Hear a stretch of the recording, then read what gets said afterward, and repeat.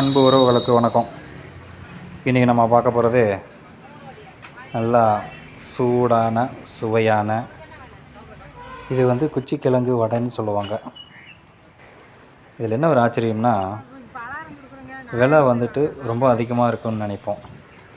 சென்னை மற்ற டவுனில் எல்லாமே, சிட்டியில் எல்லாமே விலைவாசி ரொம்ப கூட.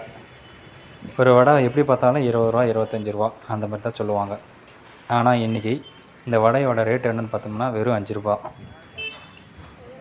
5 ரூபாய்க்கு தான் விற்கிறாரு. இதை பார்த்ததுமே ரொம்ப நல்லா இருந்தது. டேஸ்ட்டு பண்ணி பார்த்தா அழகாக இருந்தது. எப்படி உங்களுக்கு கட்டுப்படி ஆகுதுன்னு கேட்டோம்.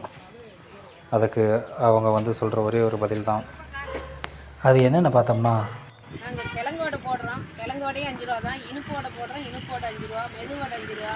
போண்டா, மசால் வடை எல்லாமே 5 ரூபா தாங்க. ஒப்புட்டு போடுறோம், ஒப்புட்டு மட்டும் 10 ரூபா. எந்த இடத்துல இருக்குது இந்த கடை? பெரிய மல்லி ரோடு, மல்லி பிடி ரோட்லேயே இருக்கிறோம், பஸ் ஸ்டாப்லேயே. உங்களுக்கு கட்டுப்படி ஆகுதா? 5 ரூபாய்க்கு போடுறீங்களே? ஏதோ அப்படி ஓடிட்டு இருக்குது சார். விலைவாசியெல்லாம் ஏறி போய் கிடக்குது. நீங்கள் 5 ரூபாய் அதுக்கு மேலே இங்கே இந்த ஊரில் அதுக்கு மேலே வாங்க மாட்டாங்க.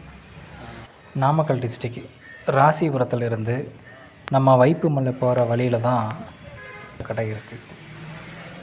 இதையெல்லாம் பார்க்கும்போது ஒரு விஷயம் தாங்க தோணுது. அந்த காலத்தில் 1 அணா 2 அணா 3 அணா அப்படின்னு அந்த காசை எடுத்துகிட்டு சந்தைக்கு போவாங்க.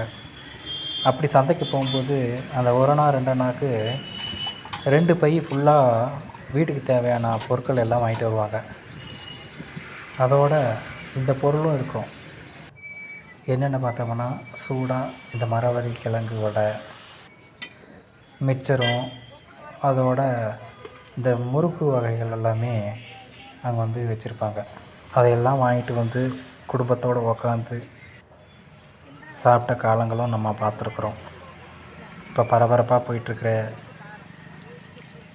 வாழ்க்கையில் நம்ம இது மாதிரி எதிர்பார்க்க முடியாத விலை ரொம்ப கம்மியாக இருக்கக்கூடிய